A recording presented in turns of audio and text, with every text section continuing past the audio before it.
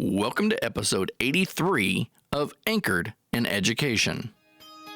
I'm E. Scott England, and Anchored in Education is the podcast dedicated to all things education. Educators across the world routinely engage in conversations surrounding fundamentals, concepts, and new ideas that improve this great profession. Sometimes we agree, other times we disagree. But at the end of the day, we are all anchored in education. Today's topic is school action plans. Go ahead, get your collective groan out of the way. I am not offended. And to be quite frank, as you will soon find out, today's guest will not be offended either. It's because even as former leaders, the idea of school action plans caused us to groan. So we came up with creative, and that's in our opinion, ways to make school action plans fun. Creating a theme, decorating a school that was centered around the theme, dressing up in costumes to promote our ideas and plans, and just generally any other antic we could think of that would show how excited we were about creating a school action plan. Then, when it was a huge bust, we would wonder to ourselves where we went wrong. The answer is simple. We created a vague school action plan. Rather than pouring our energy into bringing about meaningful change and improvement, we instead channeled our energy into the what and not the why. My guest today is Chris Briggs-Hale, lifelong educator and former school principal who is going to share about vague school action plans. He isn't going to give you hypotheticals on vague plans. He is going to give you real-life examples, courtesy of his own experiences. More importantly, though, he's going to share the realization of the vagueness and the critical shifts him and his team made to bring about impressive school improvement thanks to clear and concise school action plans. Chris, welcome to Anchored in Education. Well, thank you. It is really great to be here. Thanks for asking me to come on your podcast. I love it. I think it's important, and I am a fan. Oh, well, we appreciate hearing that, and we're excited to talk to you, and we're going to get into that in just a second. But before we do, we'd like to find out a little bit more about you and how you became anchored in education. Well, I first felt the calling of education when I was sitting on the carpet in a second grade classroom at the M.E. Fitzgerald School in Cambridge, Massachusetts in 1991. And it was my first day of a once per week volunteer program that was established by my employer, which might surprise you. It was the Center for International Affairs at Harvard University, Okay. where I worked in the Olin Institute for Strategic Studies. It was studying war strategy. And I was an admin at the time, and I was serving 5 different professors, research assistant and admin work and things like that. So it was right after Thanksgiving. And I was sitting there and I was volunteering, and this little boy was talking about how his brother was given the opportunity, the privilege of carrying the gravy to the table. Yeah. And I'm like, wow. And I got completely sucked into the story. And then all of a sudden he's talking about how his brother then tripped and spilled it all over him. And then the dog started licking and everybody was laughing. And it was in that moment I sat back and I thought, oh my goodness gracious, I could be working for a school setting where they are studying counterterrorism, or I could be working for a school setting where they are exploring grace and forgiveness. And so within a couple months, I was enrolled at Lesley University. And I then got, my first job was at an elementary school called Harvard Elementary School, which was really fun because people would say, oh, you teach at Harvard. What do you teach? And I would say reading. And that got a lot of quizzical looks. So I've done a lot of neat things that kept me anchored in education. I worked for Eunice Kennedy Shriver at Community Caring. I worked for McCrell, Marzano Associates. But the highlight of my career that's still near and dear are the 2 times I was a principal. And during those times were some of my greatest things I'm proud of, like being duct taped to the wall by my students, Yeah.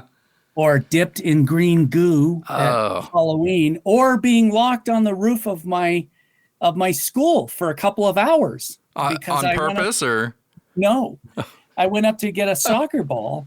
Some fourth grader kicked it up there, and the door on the roof slammed behind me. It was locked. And of course, that fourth grader didn't bother to tell anyone. So I was up there for quite a long time. Incidentally, I was rescued by a kindergartner who I think was the only human being on the campus who didn't think the whole thing was hilarious. Oh, I love that. What a great story from the beginning, and right through. And like you said, you're still anchored in education. In fact, the reason we're having a conversation today is because you recently had an article out published about vague school action plans, and so. Yeah. In this, you spoke early in your career when you felt school action plans were just part of that box checking that we often feel forced to do.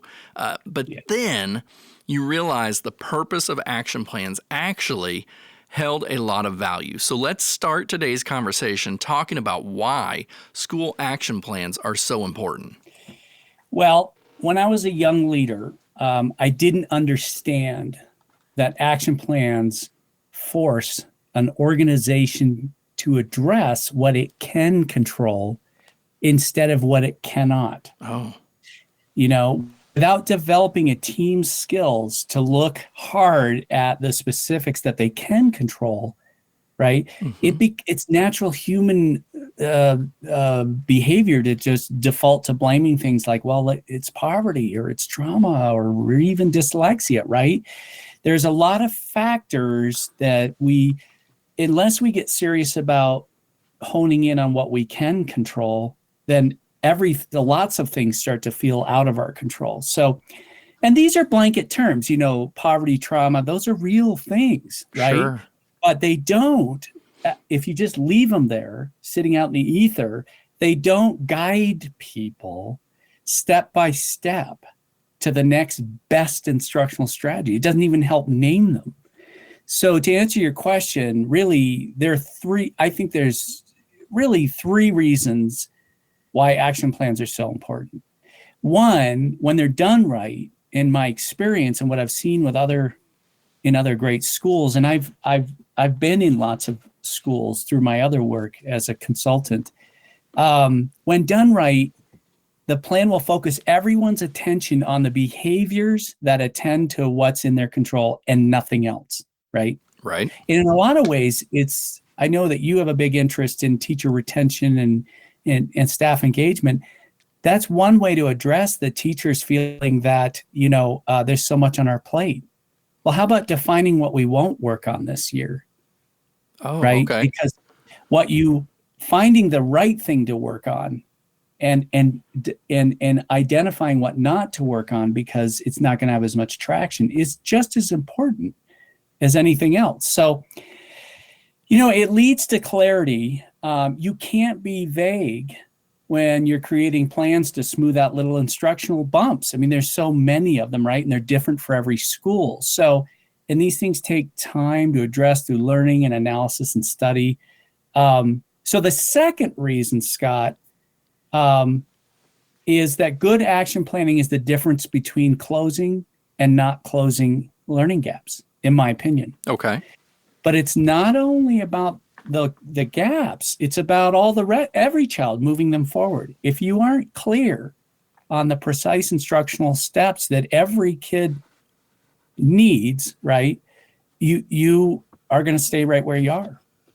So in the process of creating action plans, we often forget the steps it takes for teachers and being very explicit about them that it takes to reach every kid every day. Sure. Now, you mentioned vague And so let's just let's go with that, and let's try to explain a little bit more, because you say the one thing that we have to watch out for is what you call vague action plans. And a great way, I believe, of reframing this for listeners would be that vague action plans are mostly all bark, but no bite. Can you give us some examples of what vague action plans might look like? Yes, I can, because I was very good at writing them. So, sure, we'll get to this, but you and I were talking before we started the interview. So we both are guilty of vague action plans. So I think it's let's get it out on the table, and let's give them some example. Bring it, right? Yeah. So, well, here's the thing. Here's an example of a vague action plan. And this is one I actually wrote. Okay. Increase math scores by 10%. And my action plan was, let's mine the math data. Let's get into the math data. Let's get into it. Let's really, unpack it and look for the trends and all the different subgroups and all that stuff. Right. Yeah. Okay. And I got so swept up in this idea of mining that, as you mentioned, I decided that would be the theme for the year. And I love this idea of mining and creating a pit of unknowing, that we would get into this pit and we would not. So I spent a lot of time on, to the extent that I dressed up, as the summer was going along, I was sending videos to the teachers of myself in this mining outfit, because mining is a big deal in Colorado. Right. And there I was hacking away at the playground. Got your pickaxe out? Got my pickaxe out and everything like that. And I even had 2 employees, and featured cameos in there, my secretary and the director of transportation. And in one of the videos, you can actually hear one of them say, "Is he all right?" Oh. But here's the thing. I put the energy into that, and I didn't put the energy into mapping exactly what mining meant. And what are the discussion protocols, for example, that we should use to not jump to conclusions too quickly, to keep our minds open? What are the adult learning processes that we would map and learn, and when would we do it, and who would be in charge of it, and what dollar amount would we assign to that to make it actually happen? Sure. And one thing that I think that's important to point out is that you're not saying don't dress up like a miner and do all that. Like I mean, that's great. I love it. It's ingenious, really, the mining the data. But there's got to be the other component that goes beyond the bells and whistles of it. It's beyond showmanship, right? Right. Yeah. Right. And I think that that's the piece that is so critical, because when we don't get into the itty bitty minutia of it, and I know that part can be mind numbing for some people, but if you don't do it right, then it allows the plan to be vague enough so that other priorities can overwhelm it over the course of the year. Because it wasn't clear that by November we were going to be doing X, right? And that we all agreed to it. We all agreed how we were going to monitor, we were going to do it. Then when something comes up, suddenly the Halloween carnival becomes the biggest topic in the PLC. Right. So, and then the other piece about that is so important was, which some of your listeners may have noticed, was I dreamed up the theme. I dreamed up the mining idea. I had no input from the experts on the front lines. Every day, excellent teachers are doing mini precise action plans. Every day they are. Sure. An example is like I had a teacher come to me once and she said, the kids are having trouble whenever we say carry the one. It was 3rd grade and 4th grade. Mm-hmm. Every time we say carry the one, she said, I think that on some level, even though they don't know it's a 10 all the time, right? That it's decomposing the number. Sure. They're getting thrown. So she and her teammates made an agreement that they would call numbers by their correct name for the remainder of the year. Okay. And that kind of thing makes a real difference. And when you get to that level with instruction, and there's a cycle between the teacher and the action plan, or the process supporting the action plan, the principal, the stakeholder, whatever, when that's a clear thing, then your action plan gains a level of precision and ongoing flexibility. It's not a static, right? The outcome is still number sense for the year, or increase math scores by 10%, but how you get there is evolving every month based on constantly going back and forth.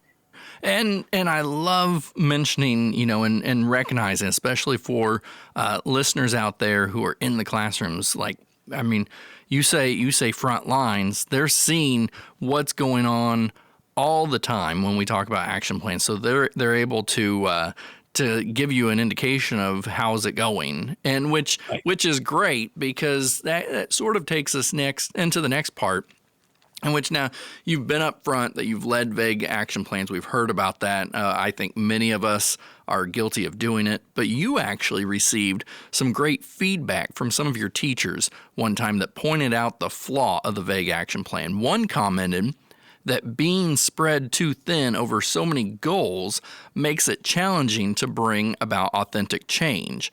Another said they wanted to leave meetings with new ideas, eager to share with colleagues. So how did these comments shape your approach to future action plans, and how can leaders take similar steps? Well, I love that. That's the beauty of the transformation I went through. I was a student. I tried to cultivate becoming a student of what my teacher's reality of being a learner in that cycle, that organizational learning cycle, is like. And so their comments, well, number one, the first step was I implemented a system of anonymous feedback from teachers about my leadership. I mean, that to some of your listeners, I don't know how they'd feel about that, but it made a transformational difference for me. And here's why. Because their comments helped me stop being deluded by my own definition of what makes sense. So leaders can think they are being clear and focused, but in the end, the only way to know if you really are is if your followers tell you are. Right? Sure. And to me, it's really important, because you can have compliant followers, right, who would just kind of do it because the boss said so. Right. But you don't want that. You want real leaders who have a voice, who are challenging you professionally. So to do that appropriately, you have to have systems for that feedback to come back to you. One of the other things that it did was that I knew that the analysis that was being done about what was needed in the building could not belong only to me. And I thought I was being collaborative about it, sure, but I really wasn't. Yeah, I think a lot of us have been guilty of that. Right. So I established a building leadership team, which rotated teachers every year. And there was a system of training that was evolving to make sure that we were developing that leadership density that really helps teachers listen and dialogue and analyze and not jump to conclusions and all those good things. That was part of it. But having that cycle really helped bring that clarity to teachers. Because, Scott, in the end, I really think there's just three things that teachers need from leadership. And that's clarity around philosophy, the why are we doing it? Okay. The process, what are the exact steps and when will we do them? And will the principal get distracted? And by, November, we're doing something completely different. Right. Yep. How many times does that happen? Right. Too many. Yep. Yeah. And implementation, like what's the system that we're going to put in place so that in November we're intentionally looking at, did we do what we said we were going to do? So in having a leadership team, those people were able to engage in that conversation. Well, Chris, we're leaning too heavily on philosophy. We get the why. We don't know what to do tomorrow. Or right now, the schedule you've created is getting in the way of our science of reading implementation goals. Okay. And that was an implementation. So on what area of those three things, philosophy, process, and implementation, you got to get constant feedback. The team has to be clear on where they are. And if energy's flagging, it's probably one of those things.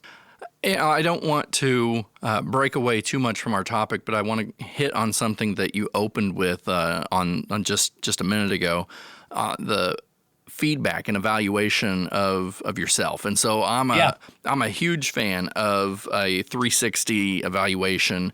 Me too. Did it myself as superintendent. And, there's a level of vulnerability to put yourself out there, knowing that people may mark you, it needs improvement in an area in which you think you're nailing it. But that's the whole point, is to see where, and it doesn't matter what it is in terms of the areas we need to improve. Like sometimes we just need somebody else on the outside to be like, you could really improve in this area.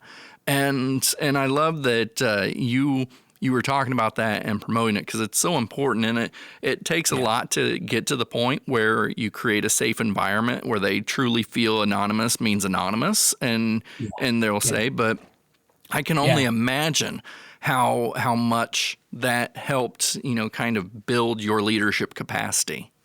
It did. And, here's a quick example. I wasn't it's building that sense of collective efficacy. Every member of that system has to feel safe to be in that role, including the leader. Just last night, I sing in a big citywide choir. I'm a tenor, and and the assistant director is a very young man, just like 2 years out of college. And he has to direct about 100 adult singers. Some of them are, like my age. And he asked in front of everyone, while he was directing, if the master conductor, the head of the whole thing, would give him feedback on how well he was directing us. And he said he didn't care how hard it was. And if he didn't care if he gave that feedback right in front of us. Well, he did. And he was motioning, and he said, okay, put your hands down near your chest now. And he was giving this other leader feedback, and instantly he could hear how 100 people were singing differently in real time. At the end of it, I'm not kidding, people had tears in their eyes. It was such a beauty, because we were all getting feedback indirectly on how well we were responding to that direction. And it was expanding how we thought about our role in that choir. So that's just an example that I know happens in schools. Yeah, absolutely. I love that you shared that example, and I'm glad that you brought it up, and that we could take a minute just to kind of hit on how important it is, and maybe we've indicated to a future time when we can come back together and talk about that. Let's get back to the action plans, because now we're in the process of change, and that's where we're at in our steps here. But like anything else, making meaningful change takes time. And so I know one of the areas you were looking to improve was raising scores of at-risk students. What did tackling this issue look like once you started adopting a more meaningful school action plan? Well, number one, what did it look like? I can say what a result was and then what it looked like. It gave my team permission to define what they would and would not work on during a school year. I was able to get that feedback. Like, okay, no, Chris, no. You can't add that to the plate. You can't. We said we would do this. This is what we're doing. Don't change it now. Yeah. So here's an example of what it looked like with that interactive feedback coming back. It isn't as imperfect as it would be. Okay. And listeners, if you're leaders, you got to know you're not going to get it right. I never did. No. But it was, at least it felt safe to ask for it. So we knew from our assessments that we wanted to improve fluency, reading fluency. Some of your readers will be familiar with the Dibbles assessment or things like that, right? But by staying focused on increasing on that and getting very specific about what does it take to really do that and dig deep and map it, it gave my staff the freedom to really explore what is fluency and why is that even a measure on Dibbles, right? Why is that there? Why is it a predictor? And they got really curious about, are our kids, they started learning about the science of reading, and they were like, are our kids good readers, or are they good fakers? Are they good compensators? Yeah. Like to your other wonderful podcast about structured literacy. Right. But and so they started getting curious about phonemics, phonological awareness, vocabulary, and what does it take to really, really be explicit about that instruction as a way to address what's happening with perceived issues with fluency, right? So that changed our whole PLC. Like our teachers, when they were clear, when they became clear for themselves, not so much because of me, but that was really what they wanted to do. They asked for more time. They said, okay, by end of October, we were supposed to have completed this one training on science of reading and this particular tool we adopted. But they said, no, we're not ready. We still need more time. They were like a dog on a bone of understanding what was impacting the fluency of their students and getting into what the research says is good instruction for that. So by the end of the year, this iterative process, staying focused on this one thing, led to an increase in their standardized test scores from 53% being at or above proficient to 69%. Wow. Now, for some schools that might be fine, but for us, it was an unheard of gain in 1 year. Oh, sure. I think a lot of schools would be happy with a gain like that. Yeah, and that was during the pandemic. Wow. And so, you're hearing a lot about it right now with NAEP scores and all that stuff. So this team was on it like a dog on a bone. And because they were given that freedom, they knew exactly what to go after. They knew the philosophy, or if they didn't, they asked philosophy, process, implementation. Where are we in that balance all the time? So that's one example. I have another one, but yeah, feel free to share that too if you'd like. Well, another thing that they noticed is that it wasn't okay to come into a classroom and see the same 5 hands going up. Sure. Right? Yep. The same 5 hands. I can picture it. Yeah, right? And along with that, they, especially because of the pandemic, we realized how critically important it was to get every 100% of kids engaged. So rather than, just writing it off as, well, they're disengaged, they're traumatized, whatever. This team looked at what is in our control. What specific steps could we take that brings it back to us and doesn't blame anything else? Well, 2 of the teachers in our building really knew how to use full engagement strategies really well. And the 7 steps to a language-rich interactive classroom was the one they chose, but there's also Kagan strategies and so many other things, right? Every other teacher, we realized in our instructional rounds, was doing 99% of the exact same things. They're all excellent teachers, all excellent teachers, save one thing, this robust turn and talk strategy for the critically important discussion pieces that ensured everybody was going to engage. So some kids are not going to want to raise their hand because they're afraid, but by engaging them this way, we saw huge gains in not only engagement, but in our scores too. So that's how it transformed us. All right. Well, before we go, let's talk about the importance of making this shift from vague to focused when it comes to action plans. So I believe by now we recognize that school action plans should not be treated as just a run-of-the-mill, have to do it because I was told to. But I also know that listeners listening to where your team eventually got be like, oh my goodness, we are so far from being there. So having gone through the transformation, what would you recommend to listeners to be the first steps in making this necessary shift? Well, dig deep and be vulnerable and find yourself a good leadership 360 assessment and give it. And not only give it, but promise your staff that you're going to summarize your key learnings from it. Not everything. You don't have to do that, but just that you got to bring it back to them and show them, I heard this. This meant a lot. This was really important. I didn't know this about my leadership. So that's a key first step, I think, is getting continuous, anonymous, good. And if you're worried about people rattling off and all that, yeah, there'll always be one or two, but always, right? But you got to be able to find signal through the noise, and you can't ever take it personally. You have to find the signal through the noise. So this is one way to do it. A second way is establish a clear system that allows the whole team to constantly monitor the balance between the philosophy of why you're doing this, what the specific steps are. Are they clear enough? And you have to give yourself permission throughout the year to add or delete. Okay. The outcomes need to be solid and unchanging, but the process and what you got to be meeting a lot very quickly. People say, oh, we don't have time to meet. That may be true, but I got to tell you something.